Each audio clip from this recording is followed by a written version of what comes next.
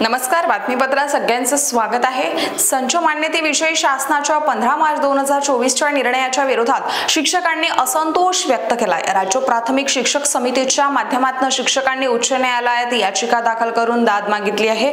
महत्त्वाची बातमी आपण पाहत आहात। शासनाच्या निर्णयाविरोधात एकूण 193 शिक्षक न्यायालयात गेले आहेत। 15 मार्च 2024 रोजी नवीन शिक्षकांची संच मान्यता शासन निर्णय निर्गमित करून संच मान्यतेच्या निकषात बदल केला आहे।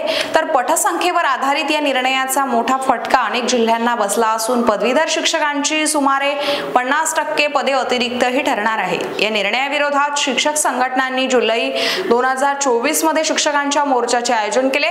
मात्र 2025 मार्च मध्ये जिल्हाधिकारी कार्यालयासमोर तीव्र आंदोलने केली, परंतु शासनाने अन्यायकारक शासन निर्णय बदललेली नाही आहे।